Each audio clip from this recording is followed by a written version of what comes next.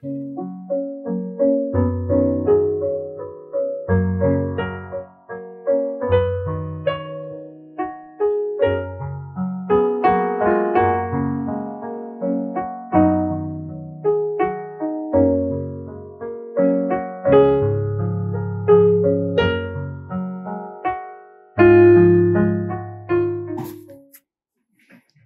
agastanan, dako gid akong pagpasalamat sa Ginoo nga makaupod ko mo sa aton online devotion.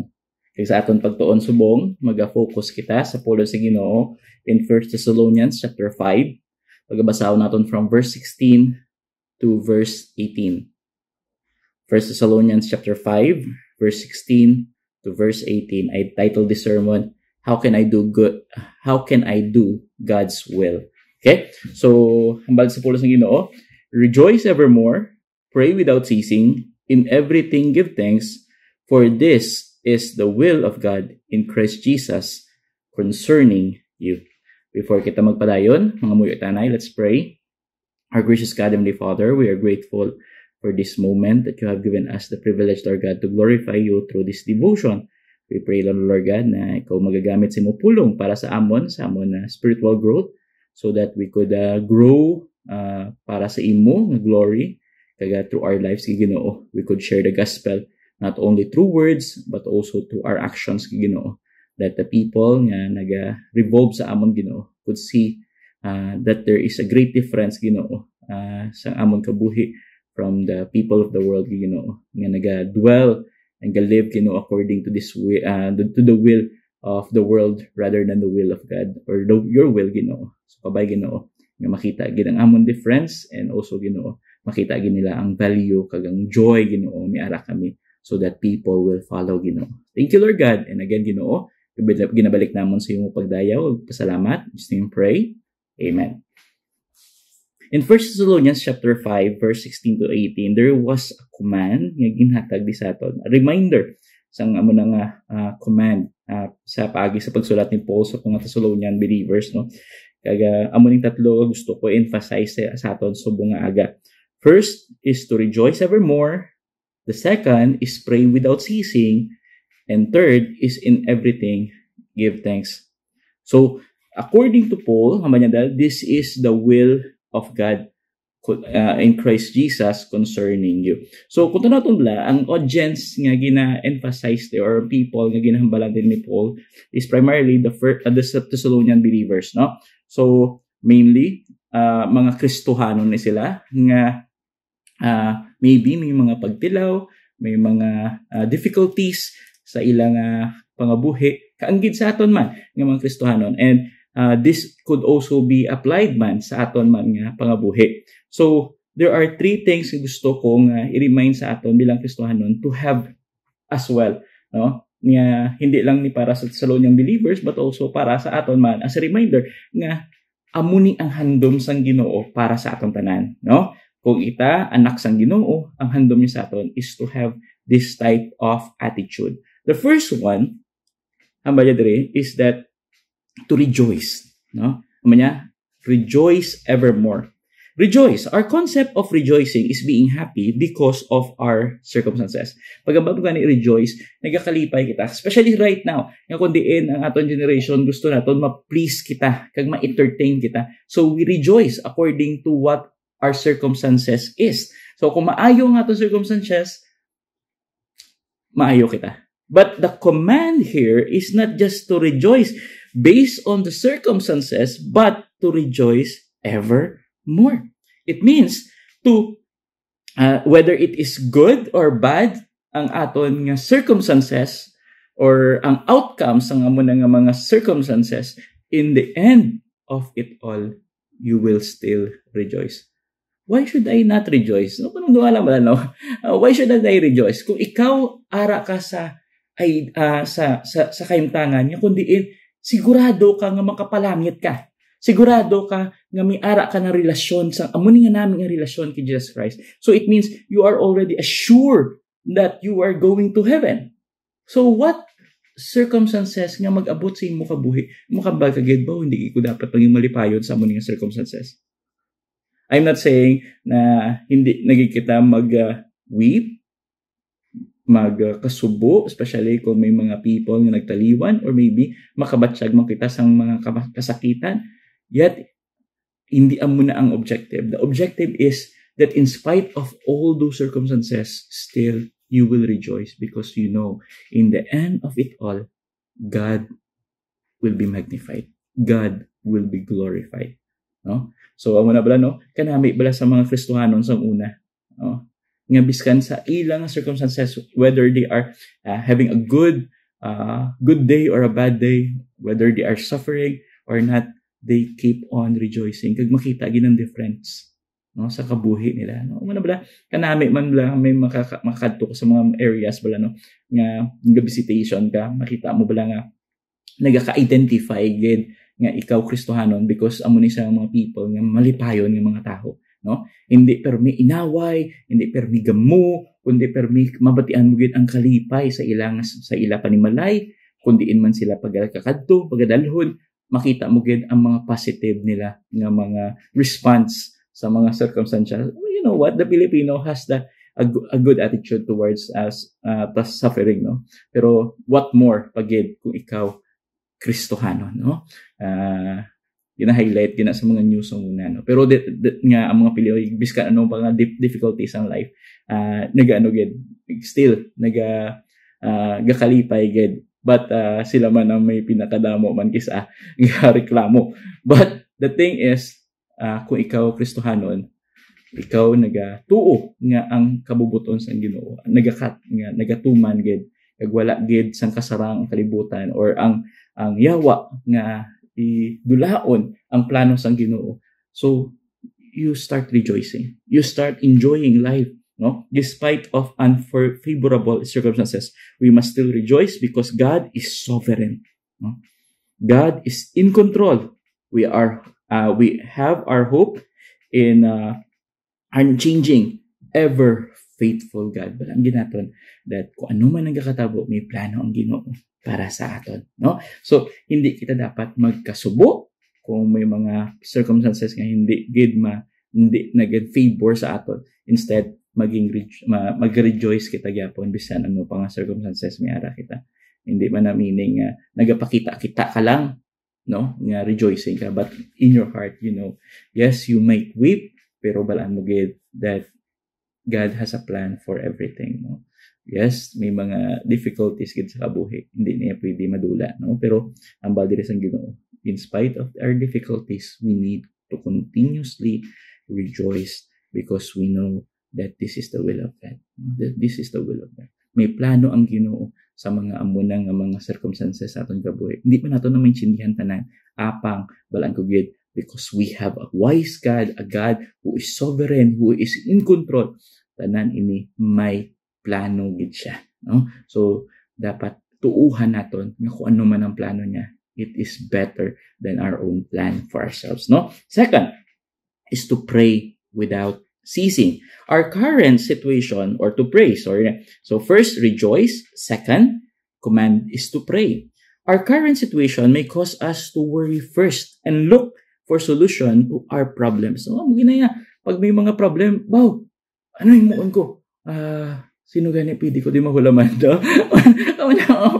First things na nagasulod sa aton, paano ko na masolusyonan, no? Rather than prayer.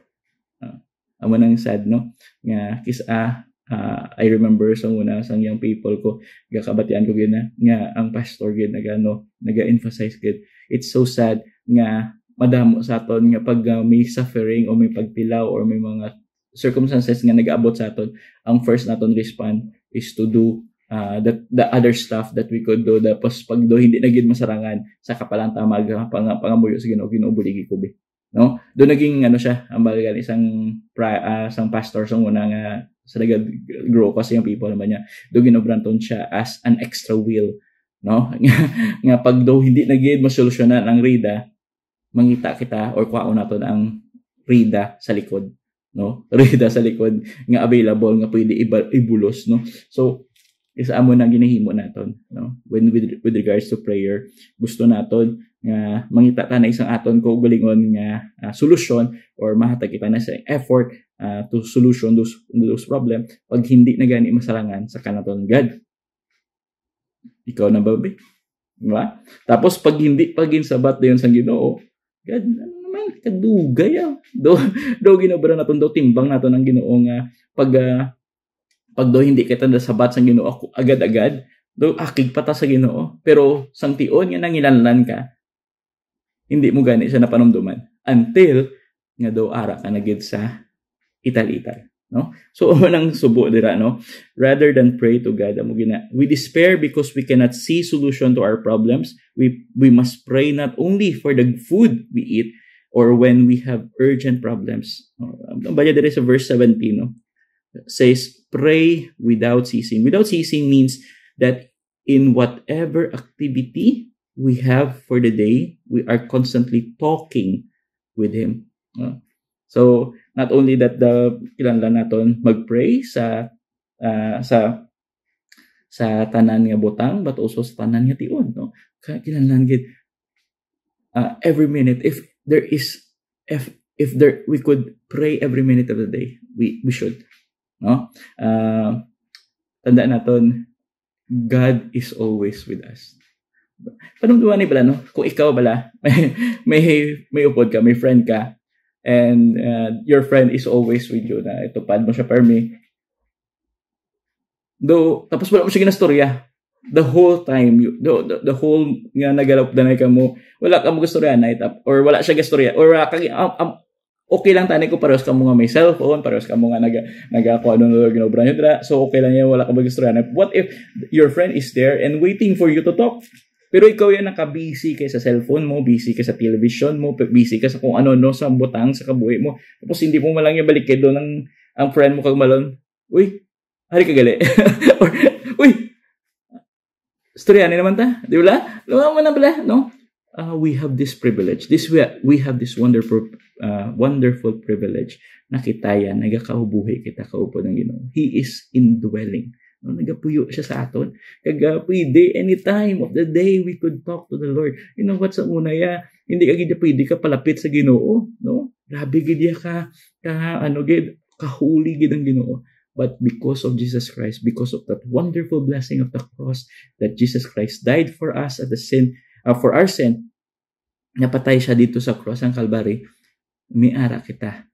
Through Him, we could come to the Lord anytime. We could humbly come to His throne of grace. And that is a privilege. Pero sadly, hindi nato na ginagamit. Hindi nato na gina-exhaust. Hindi nato na ginatok as a privilege. Though ginatok pa nato na as a responsibility. And it's sad, no? Nga daw ginaubra nato responsibility ang pagpangamuyo. Kaya tungod, ay napilitan ko. Bisan ganit pala, no? So una, sa young people ko, though burdens ako nga ihatagan ko sa opportunity to pray, no, especially sa unang youth pastor, so na pastor Paul, ikaw pray. Tapos no ko bala kung ako man may ara ka man ang iba. No, hindi bala naging privilege sa aton. It should not be, no. Kung ikaw Kristohanon, always get know that it is a privilege to pray. So kita bilang Kristohanon dapat consistently we need to pray every day, no? Not only every day, if there is any opportunity, pray, because God really loves for you to talk with Him, no? Whenever, kung ikaw friend, gusto mo yung storyahan ka mo, ang imo spouse bla, obdanay ka mo sa inyong balay, tapos wala ka mo gustoryahan, kasubo giniya nga panimalay. Ang imo bata, obdanay ka mo sa balay, wala ka mo gustoryahan, ay kasubo gina, no? So I encourage you, no? If you really love the Lord, then you pray, no? You pray. That is the will of God. That is the will of God for you. That you constantly come to Him. You constantly talk to Him. You constantly ask Him. No? Amo na namin pala sa sa Ginoo naton, hindi siya kakabother sa consistent naton nga pagpangayo.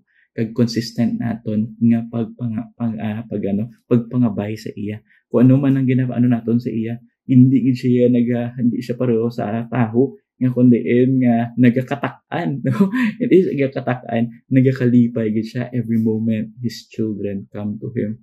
Ako kisa as a father kisa agakatak-an man ko nga wala bala ko pasalamat lang gid ko nga akon Ginoo hindi amo sina, no? Nga kung ginakulit ka bala permi sa imo bata do kisa agakatak-an ka man.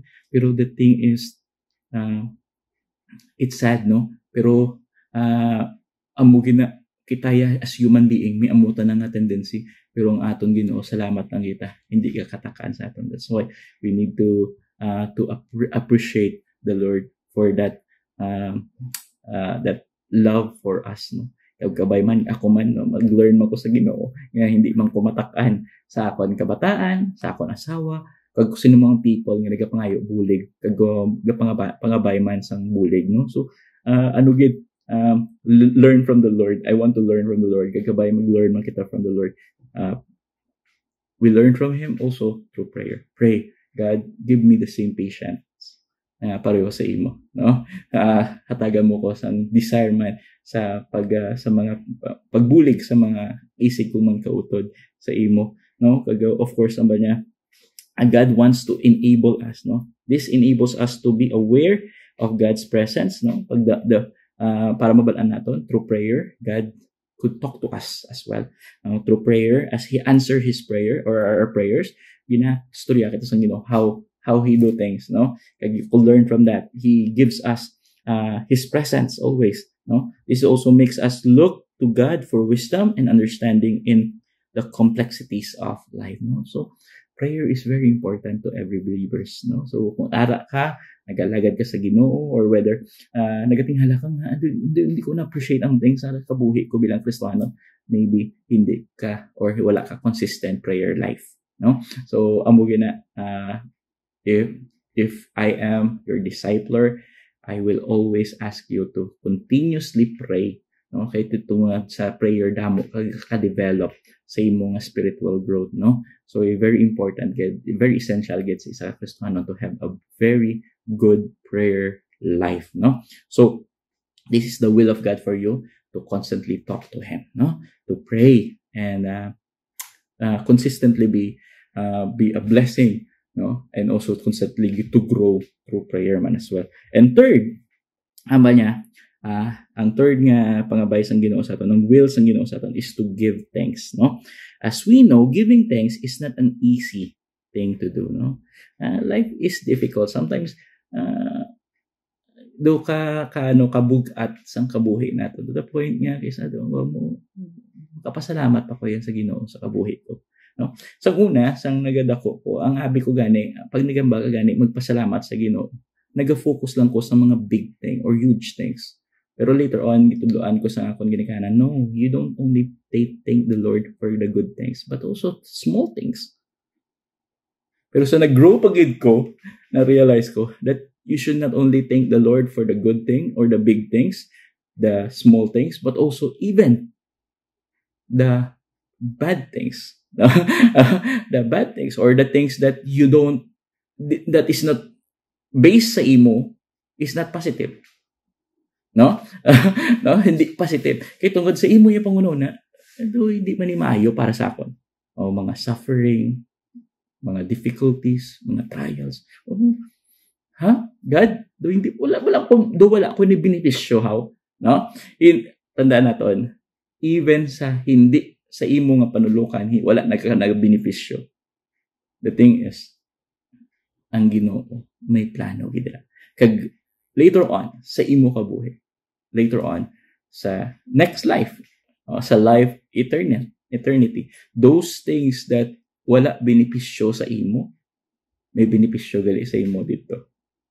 Like kunyari ang mga suffering naton, kanami pala sang una sang pag-introduce sa akon sa isa pa professor ko sa una seminary mahirapan that ang mga tribulation is a blessing. Why? Because when you are tested and you glorify the Lord through your testing,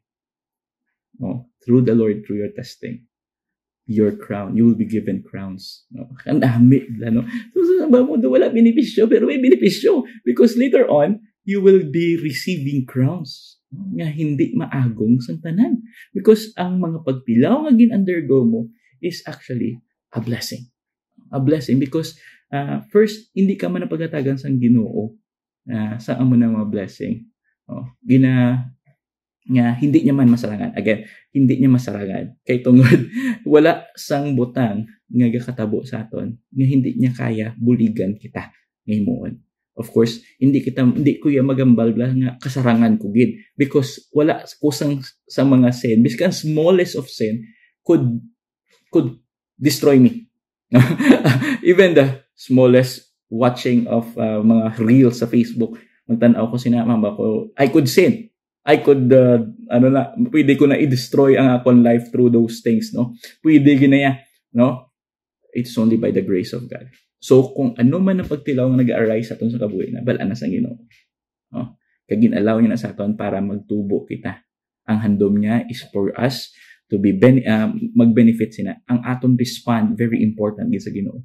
Kaya tungod through those responses, makita naton or mapagwa sa aton kung anong ara sa aton sa gipusoon. Kag through that response, ma-realize naton that whether we are really doing what is right for God or we are just doing it for our own sake, no? So through that, mga circumstances, nagka-develop kita to becoming a better reflection, a better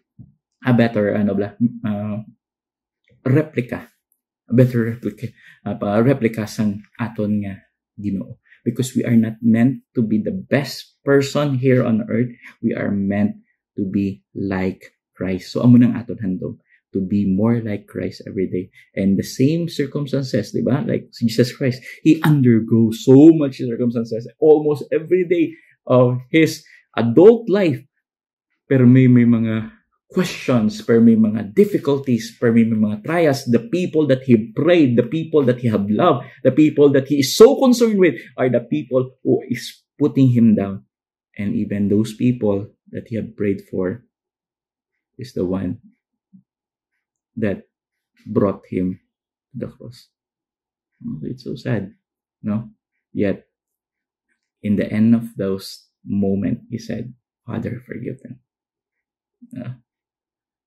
Because He knows this is the will of His Father for Him. To die at the cross for the sake of mankind. No? So, if that is done to the Son who haven't done any sin, so sino kita to doubt the plan of God for us? So, kung amo nang imo pagpati nga ikaw gid ang plano sang Ginoo is much greater than our own plan. So kung ano man ang mag-abot sa atong kabuhi, it's so easy to say thank you Lord, because in spite of these circumstances I am still around. You haven't consumed me. You are great, you are faithful, you are loving, no? Biskan ano pang circumstances, whether ni po, for me to live is Christ and to die is gain. No? Kalipay, or it's a benefit for me to die. Why? Because I never have to suffer again. No? So ang maningin concept natin. So whatever circumstances that we are in, whether it is good or bad, still know this. This is the will of God for you. And we need to appreciate and to be thankful. Because in whatever circumstances we are in, we are never alone. God is with us. So, and also, He could help us in whatever God allows. There is always a constant benefit that in the end will redeem in heaven. No? So, kanami balasang amuning encouragement ni Paul sa mga Thessalonian believers. Kagkabay man, amuning encouragement, magatulok man kita sa pagwilingon. I know it's difficult to rejoice when circumstances is not going your way. But we have to. I know it's hard to pray when problems is always constantly bothering you. Yet, you have to. To be thankful is so difficult when nothing is going your way. Problems arises every time. But we have to. Why? Because this is the will of God for you. And the will of God is the best. Because He don't just do things because He could. He do things because He knows it is the best. The best for His kingdom. So kabay, bilang kanakan sa Ginoo, we need to follow this command. No? To follow His will and to enjoy. No? So in conclusion, we are doing these 3 commands. No? Are you rejoicing the Lord? Ang first question. Are you rejoicing? Not in spite of circumstances, nag-rejoice ka mangyapon bla. Are we praying constantly? Have you prayed today? Pagbukad mo daw subok, kung wala ka nag-devotion na yan, nakapangamuyo ka. Or third, do we give thanks in all circumstances? I hope this message will give us an understanding that whatever come our way, we need to be thankful. No? Because we have a great God, a sovereign God who had given this opportunity for us to grow and also to receive rewards someday. What a wonderful blessing that is. No? So, may God use His word mightily for us as we devote ourselves to glorify Him today. Let us pray. Our gracious God, Heavenly Father, we are grateful for the opportunity to serve You in the day that we are in today. We pray na, Lord God, na gamiton mo ang among kabuhi as a way to share the gospel to the people that surrounds us. And as we respond to circumstances among kabuhi, still, Ginoo, kabay mag-glorify ka namon. We pray lang, Lord God, that we will constantly pray to You, talk to You, knowing, Lord God, that You could give us direction through our prayer and also to be rejoicing, Ginoo, in spite of our circumstances, because that helps others, Ginoo, to know that that we are truly Your children, that we could still be rejoicing in spite of the circumstances that we have, and also not only be rejoicing but also being thankful that biskan ano ang circumstances ang amon kabuhi, palangin namon that we have a sovereign God who loves us and gives us opportunities, Ginoo, like this. Kung ano man ang gin-undergo namon subong, an opportunity to glorify Him and be rewarded someday for the things that we do, because nothing will be void and Your reward is preserved until the time that we meet in heaven. Thank You, Lord God. And again, Ginoo, ginabalik namon sa iyong pagdayaw, and may You be the center of our day-to-day. In Jesus' name, pray. Amen. God bless everyone.